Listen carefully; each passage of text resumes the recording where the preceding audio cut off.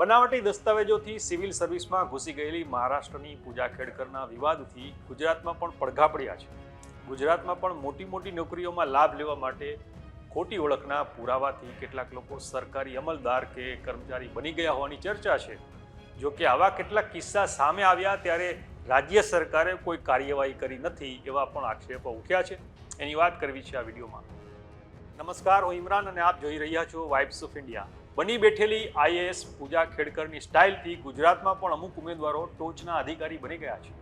ગુજરાતના નિવૃત્ત આઈપીએસ અધિકારી રમેશ સવાણીએ તેમની ફેસબુક પોસ્ટમાં આ મામલે કેટલીક ચોંકાવનારી વિગતો આપી છે. આદિવાસી કે દલિતોના મોંમાંથી કોળીઓ ચૂંટવી લેનારને સરકાર છાવરે છે એવા ટાઇટલ સાથે રમેશ સવાણીએ પોસ્ટ લખી છે. આ પોસ્ટમાં તેમણે પૂજા ખેડકરનો દાખલો ટાંકીને લખ્યું છે કે ગુજરાતમાં પૂજા ખેડકરોનો રાફડો ફાટ્યો છે.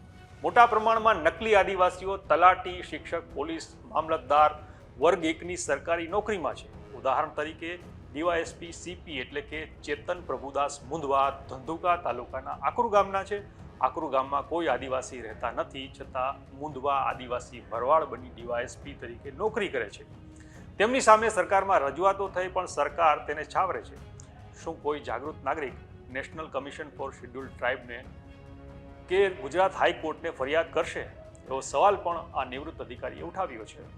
તેમણે આગળ લખ્યું છે કે આશ્ચર્યની બાબત એ છે કે સત્તા પક્ષના દલિત કે આદિવાસી ધારાસભ્ય કે સાંસદ પણ નકલી દલિત કે નકલી આદિવાસીઓ મામલે ચૂપ રહે છે, મીડિયા પણ ચૂપ છે.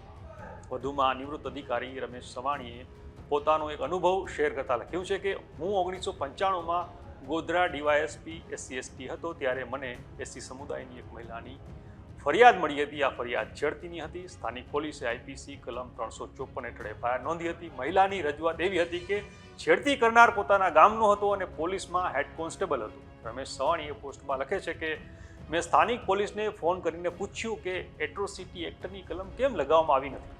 પોલીસનો જવાબ હતો કે આરોપી હેડ કોન્સ્ટેબલ પણ આદિવાસી છે. મેં ફરિયાદી મહિલાને આ વાત કહી ત્યારે મહિલાએ કહ્યું કે સાહેબ, હેડ કોન્સ્ટેબલ ખોટું બોલે છે, અમારા ગામમાં એક પણ આદિવાસી નથી.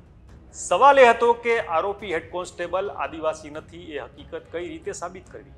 શાળાના પ્રમાણપત્રમાં બારિયા એટલે કે ભીલ લખેલું હતું.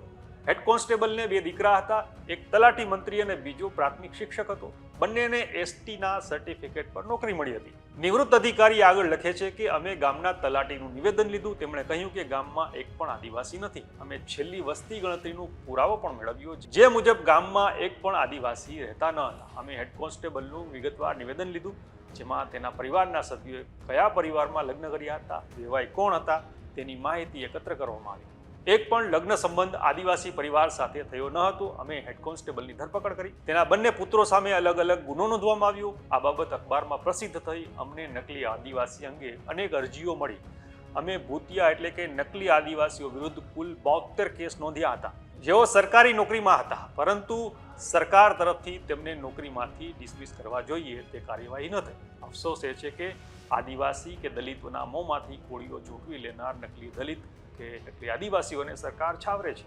આ શબ્દો છે ગુજરાતના એક રિટાયર્ડ આઈપીએસ અધિકારી રમેશ સવાણીના, જેઓ સોશિયલ મીડિયા પર દેશ અને ગુજરાતની સળગતી સમસ્યાઓ વિશે ઠોસ વિગતો સાથે લખતા રહે છે.